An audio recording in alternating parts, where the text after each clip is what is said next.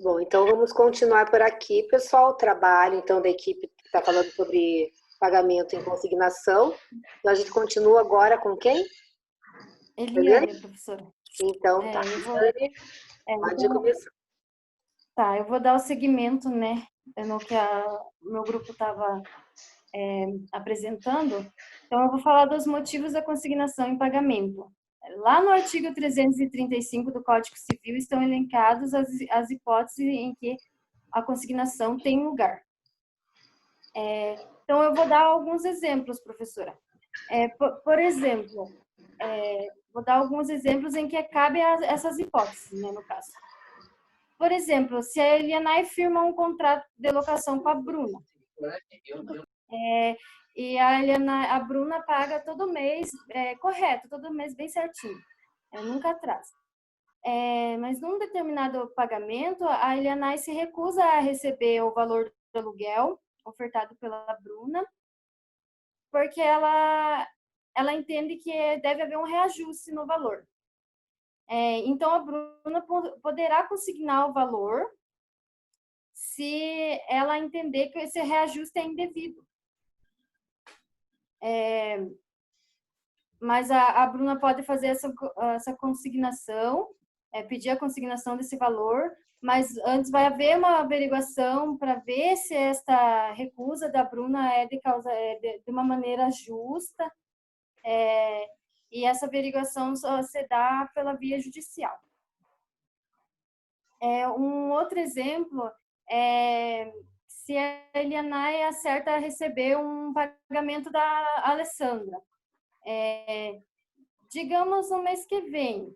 O primeiro exemplo que eu dei, a hipótese está elencada no inciso 1º do artigo 335 do Código Civil.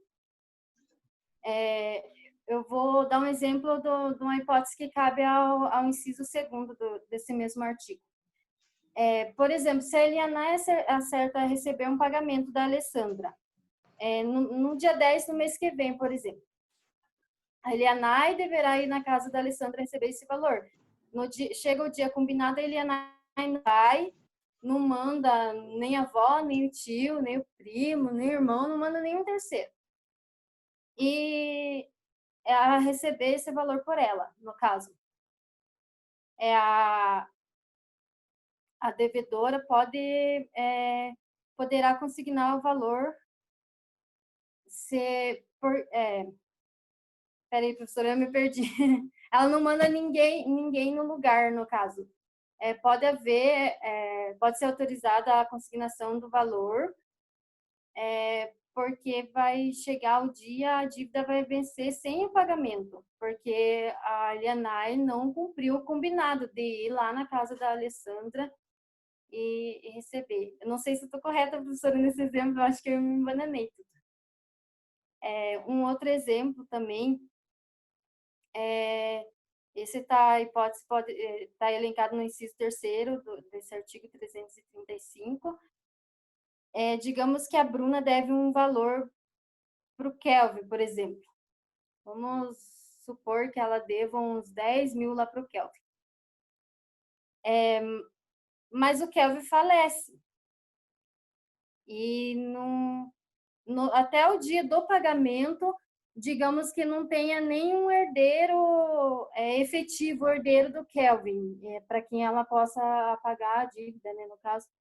Então, ela pode entrar, realizar a consignação, porque no caso o credor ele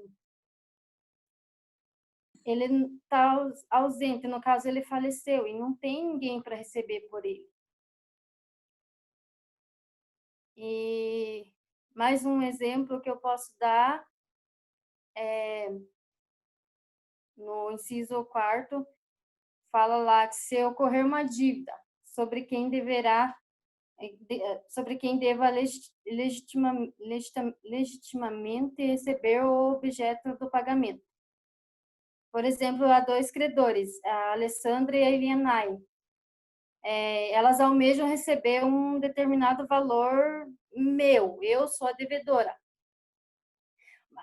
Cada uma diz que é o verdadeiro credor, que é o legítimo. Eu, como devedor,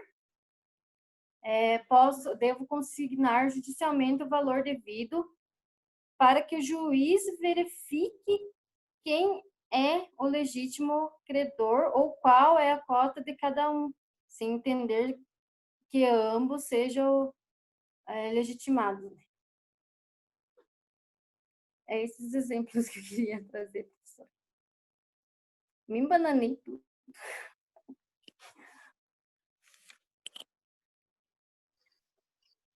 Agora, qual o integrante do grupo que vai falar? Sou eu, professora. Tá. Isso. Continuar ali com o último inciso do artigo, né? Que é se pender litígio sobre objeto de pagamento. Por exemplo, eu sou devedor de um imóvel, mas tem duas pessoas que dizem credoras sobre esse imóvel. Eu preciso primeiro saber quem que é o devedor, o credor certo a quem eu devo fazer o pagamento, senão eu posso correr o risco de fazer o pagamento indevido. Então, antes de fazer o pagamento, eu devo saber bem certo quem é o credor correto a fazer o pagamento. Esses são os motivos da consignação. Basicamente, são esses. O que a consignação é? Fazendo uma conclusão, que nada mais é que o pagamento por aquele valor que não tem ou não tem como pagar, não tem como achar o credor, ou o credor não quer pagar, não quer receber, não quer dar como que eu digo, a quitação. Esses são os motivos. Isso. Você faleceu.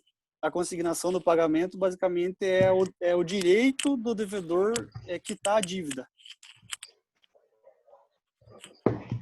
Professora, outra observação é que não pode ser usado a consignação para um pagamento para obter um desconto. Por exemplo, vale 20, e daí o devedor fala, não, eu vou pagar 10 e se quiser, e vai lá e consigna, né, o valor. Isso não Isso. Isso. Cortou um pouquinho o final do que você falou, Bruna, mas eu entendi. Não sei se cortou para todo mundo ou só para mim. Eu acho que é a minha internet que tá ruim. É ilícito que você falou, Bruna? Isso, na verdade, o credor ele não vai aceitar daí, né? Ele não pode usar isso como para querer um desconto, né? Falar, não, pegue esse valor e se quiser é 10 e pronto, né? Isso, que nem a gente já falou.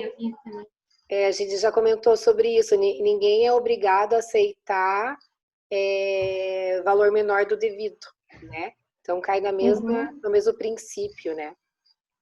Prof, e também a questão do débito, né? Ele só vai ser considerado extinto se, no caso, o credor ele tiver essa aceitação, que no caso ela vai ter que ser expressa ou tácita, né? E no caso, se ele não aceitar essa extinção do débito, ela só vai ocorrer se ajuizar uma ação ulterior, né? Pelo devedor, e que no caso aí, que nem a Eliane falou, daí vai ser muito por base do juiz mesmo. O juiz ele vai ter que decidir se ele vai extinguir essa obrigação ou não. Uhum. Isso mesmo. Eu acho que a consignação em pagamento assim é bem utilizada, ela é muito importante. Não sei se vocês chegaram a ver, mas até mesmo acontece muito na Justiça do Trabalho, né? Isso, professora. As ações são de lá mesmo. O inciso 4º, né, professora, essa hipótese ocorre bastante, né? Na Justiça do Trabalho, quando falece um empregado e digamos que ele tenha mais de uma mulher lá no caso, e daí o empregador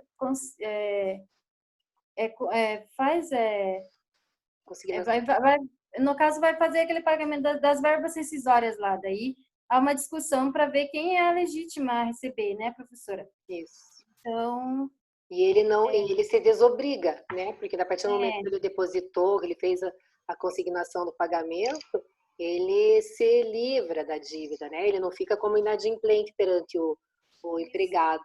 Então, é bastante utilizado mesmo. Então, eu acho que assim... Oi, pode falar. Outra coisa é fazer a consignação para não ter juros futuros, né? Isso. Evitar, né, da dívida ficar aumentando. Isso. Virar em uma bola de neve. Então, pode se utilizar. Né? Geralmente, o bom devedor, ele faz esse tipo de pagamento. Se o credor não localiza o credor, não sabe onde está o credor, para ele não cair na inadimplência futuramente, ele se vale dessa opção de fazer a consignação.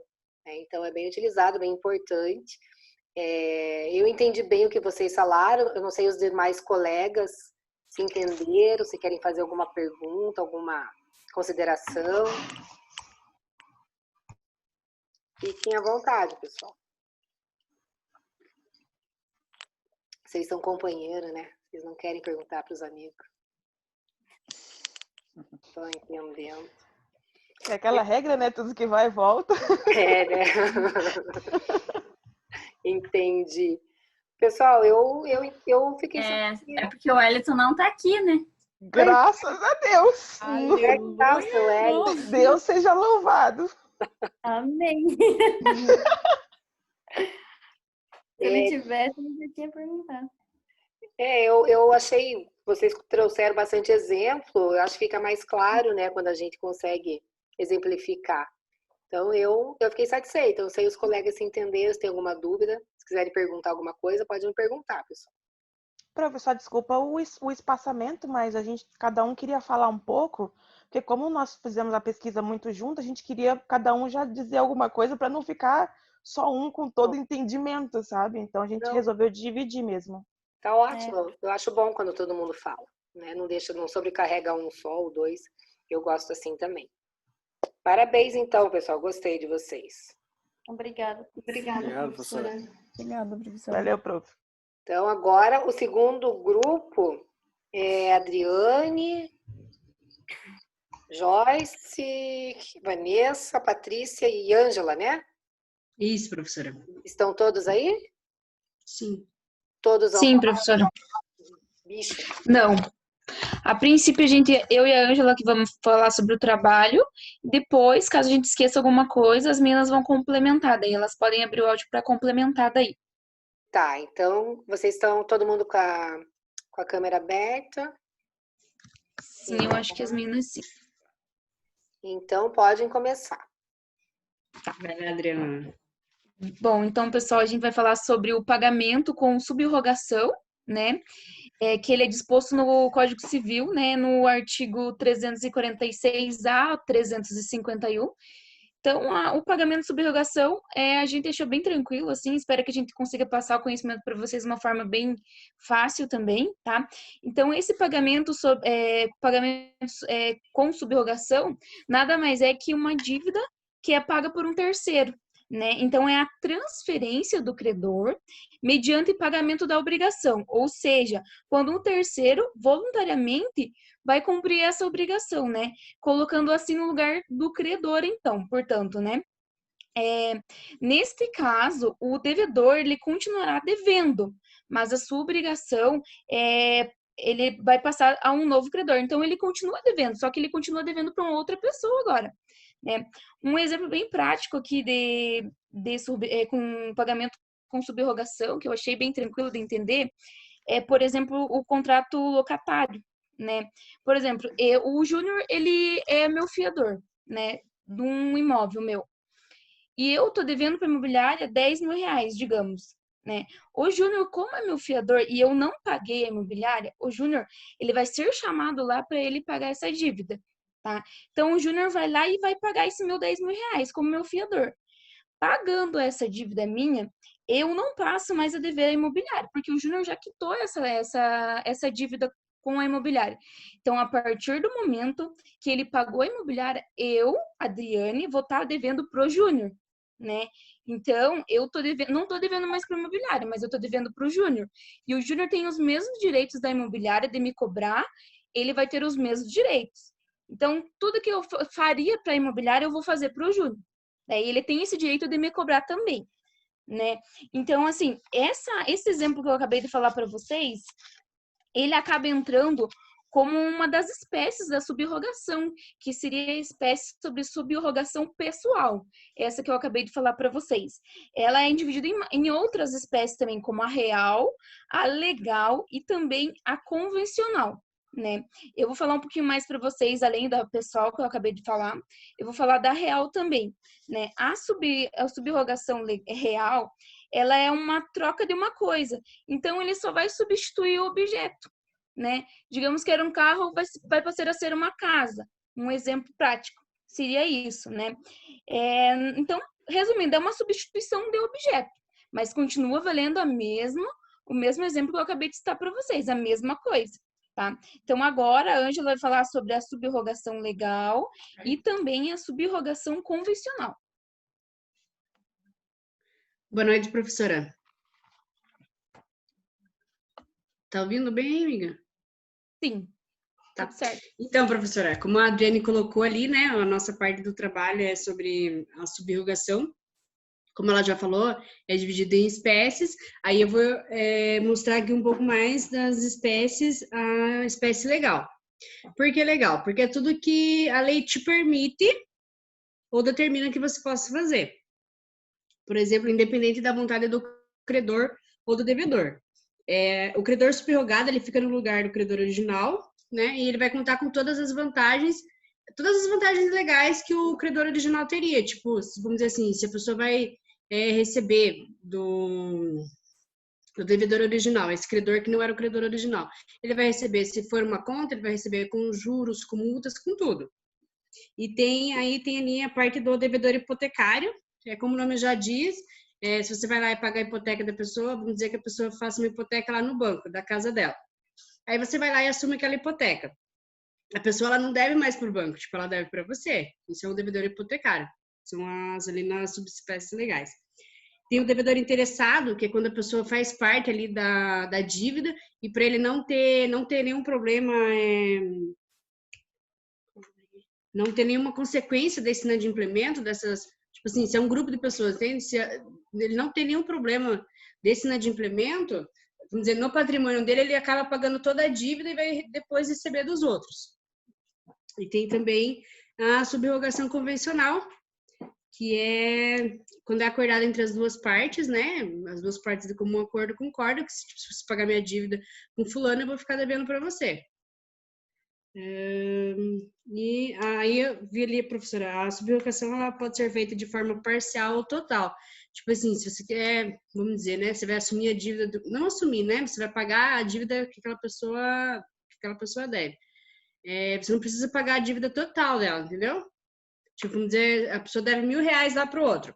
Aí você vai entrar como um credor, um segundo credor, e você vai pagar 500 daquela dívida. Tipo, aí a pessoa vai ter, no caso, dois credores. Vai ter 500 de um que era original e vai ter 500 do outro que não era original, que era o segundo. Deixa eu ver o que mais.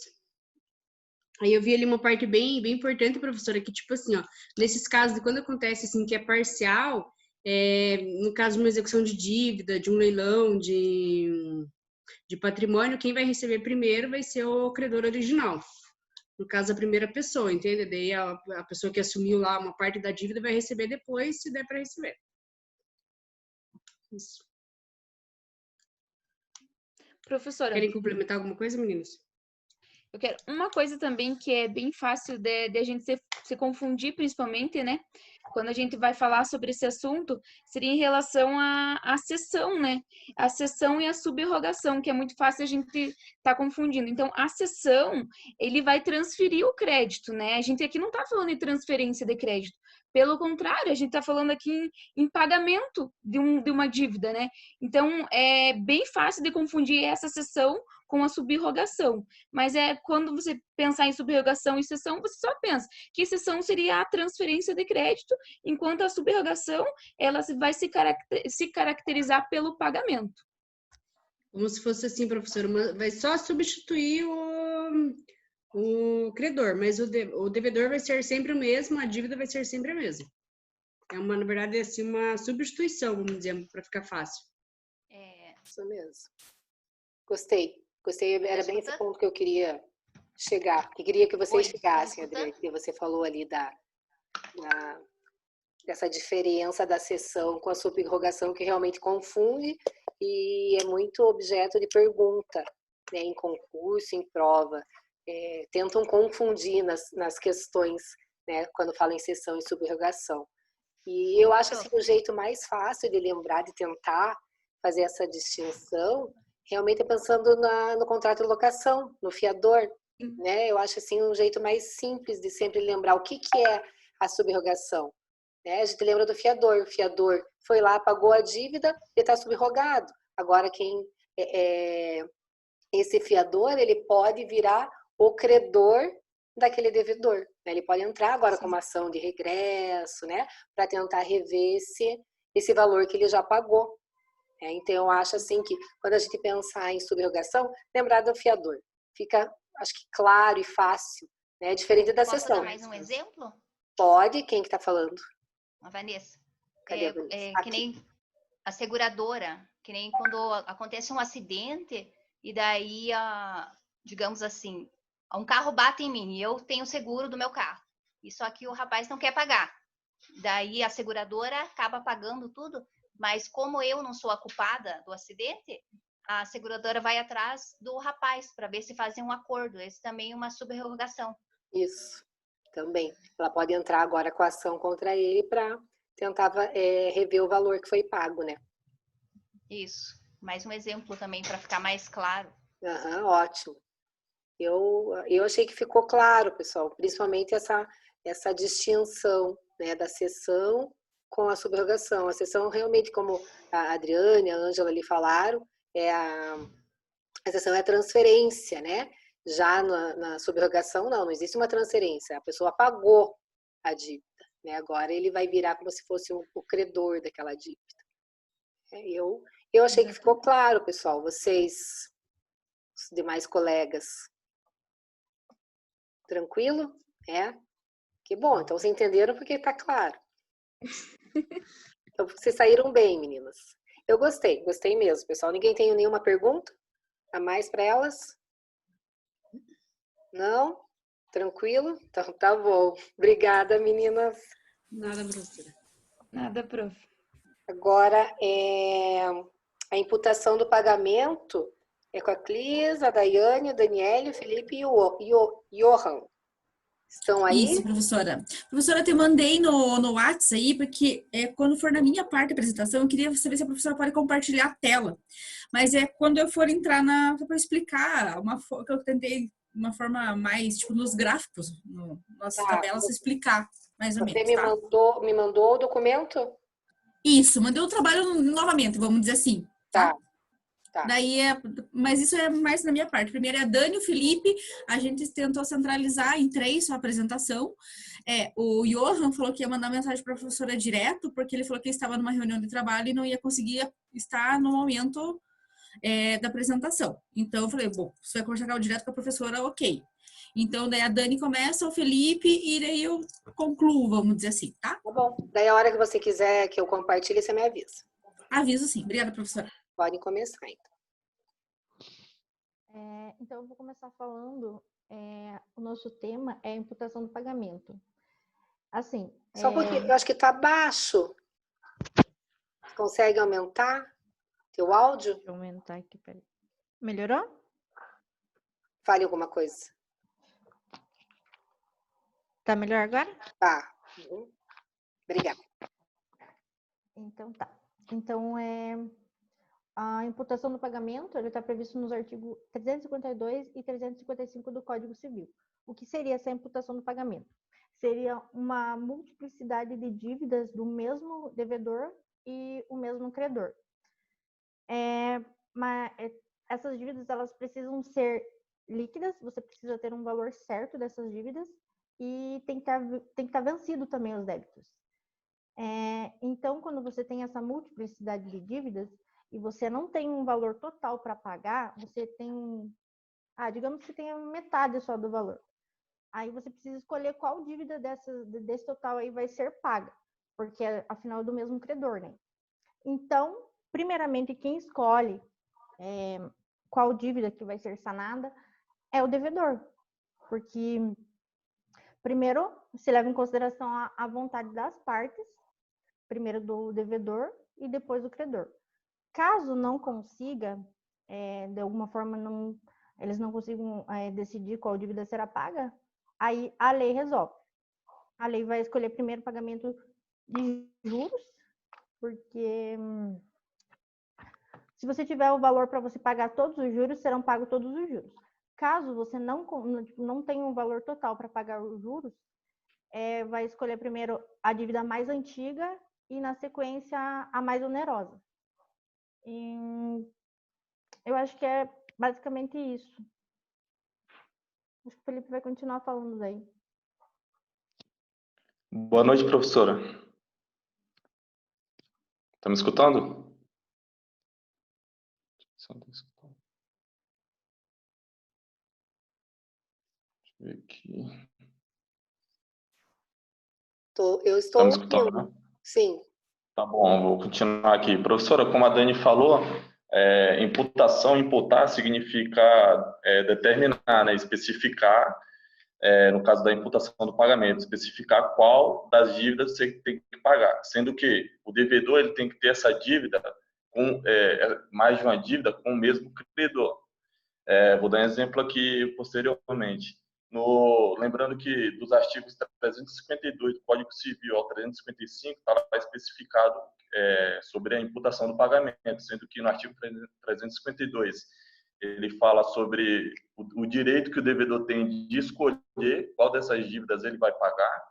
No artigo 353 já vem dizendo que se o devedor não escolheu o credor, ele tem o direito de imputar esse pagamento, ou seja, como eu vou dar um exemplo aqui, claro aqui, por exemplo, eu tenho uma dívida com o banco X. Com esse banco eu tenho uma dívida no crédito consignado, no cheque especial e eu tenho um financiamento. Essas 3 dívidas eu devo, por exemplo, R$1.000 em cada uma delas. Só que no momento de pagar essas dívidas, eu não tenho os 3.000 para pagar as 3, eu só tenho R$1.000. Aí eu tenho o direito de escolher qual das pagar. Por exemplo, eu escolheria pagar a que tem juros mais altos, por exemplo, um cheque especial. Se eu não decidir qual das 3 pagar e eu não especificar, aí que já entra o artigo 353, que o credor ele vai decidir qual das dívidas ele vai quitar com aquele valor que eu tenho disponível para pagar. No caso do banco, ele vai escolher provavelmente a que tiver juros menores e vai manter as que têm juros maiores para eu pagar posteriormente. Seria basicamente isso. E os artigos 354 e 355 do Código Civil, ele já entra como se fosse a lei já decidindo sobre o conflito ali. Se o devedor, o credor não solucionou ali o problema e causou aquele conflito. Lembrando que as dívidas elas têm que ser líquidas, né? E elas têm que estar vencidas já no caso. No caso, por exemplo, se a dívida for vencida do dia 9, aí eu poderia escolher qual dessas 3 eu poderia pagar. Dá para a gente entender claramente que a lei ela dá prioridade para o devedor.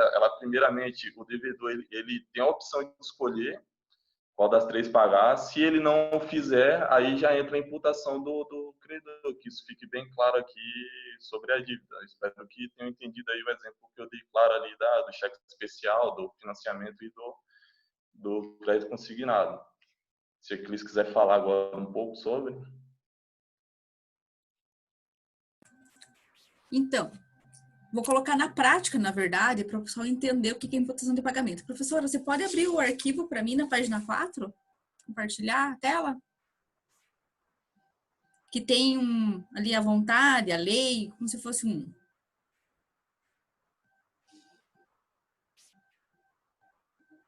um pouquinho para cima antes, professora. Antes. Aí. Então, aqui, é isso. Então, a gente tentou deixar um pouquinho claro, porque às vezes lendo a lei seca, a gente não consegue entender muito bem como assim, que é dividido os artigos, né, dentro do Código Civil da parte da imputação de pagamento. Então, o que acontece? Primeiro, existe a manifestação da vontade, devedor e credor. Caso esses não manifestem a vontade, a lei responde, a lei resolve. Por isso a gente fez esse quadrinho aí para ficar um pouquinho mais claro. Juros, capital, mais antiga e mais onerosa, para ser melhor visualizado. Professora, pode subir mais e parar lá nas tabelas lá embaixo, daí fazendo um favor. Isso. Então, assim, eu fiz hipoteticamente umas tabelinhas assim. Ah, mas quantas dívidas? Normalmente, como o Felipe explicou, essas dívidas, elas são relacionadas, dívidas bancárias, na sua grande maioria. Então, por isso que normalmente é um credor e um devedor. E são várias dívidas. Então, eu fiz aqui uma tabela simples, assim, tipo, ó, a dívida A, B, C, D e F, o valor de cada dívida, a data de vencimento de cada uma, qual o juro foi aplicado, qual que é o valor dos juros. Então, tipo, hipotético. Professora, pode subir mais um pouquinho, fazendo um favor? Tá, nessa primeira tabelinha aqui, na segunda, vamos dizer, aqui quando o devedor manifesta a vontade dele e escolhe qual valor imputar. Então, vamos dizer assim, ele tem 14 mil para pagar. Então, tudo que eu botei em vermelho foi o que o devedor escolheu pagar. Ele tinha 14 mil, a dívida dele era 15.500 e contabilizando com juros ia parar em 21 mil reais. Ele tinha 14 mil, então tudo que está em vermelho foi o que ele imputou de pagamento, o que ele atribuiu o pagamento. Ficou para trás apenas o que está em negrito, o que está em preto, 5 mil reais, uma dívida vencida de 2019. Ele escolheu dessa forma. Professora, pode subir para a segunda. E ele ficou devendo 7 mil daí. No segundo momento, quando o devedor não se manifestou, o credor se manifestou e ele escolheu aleatoriamente o que ele achava pertinente da baixa. E aqui é um valor diferente, 13.400. Então, ele tinha um total de 15.500 de dívida, 20.400 calculado com juros. Então, o credor baixou ali os 13.400. Tudo que está em vermelho foi que ele baixou. O que está em negrito, preto, é que ele não baixou. Assim, o que acontece? O devedor continua devendo 7 mil reais nesse momento. Professora, pode subir mais um pouquinho. Então, nesse terceiro quadro aqui, no terceiro caso, é quando nenhuma das partes se manifesta e o valor da imputação ali resolve primeiramente pelos juros do adimplemento. Então, o que acontece? Aqui, o que tinha de juros? Tudo que está em vermelho na tela, ali a coluna inteira. Então, tudo que tinha de juro, 4.900. Ele tinha 11.900 para pagar. Então, ele pegou e pagou, baixou os 4.900 de juro. Sobrou 7 mil. Quando sobra dinheiro entre o juro, quando é nessa alternativa, quando sobra dinheiro, aí que se joga para o capital da dívida. Primeiramente, paga-se o juro. Então, todos os 4.900 de juro foram pagos. O que sobrou foi abatido no valor da dívida. Daí, ali, a lei resolveu e pagou a dívida A, C e D, que daí foi os 7 mil, liquidou 7 mil, mais 7 mil. Professora, posso subir mais um pouquinho? E daí aqui é a última forma, que quando a lei resolve quando é a mais onerosa e a mais antiga. Eu separei em azul e vermelho ali para mostrar o total de 15.500.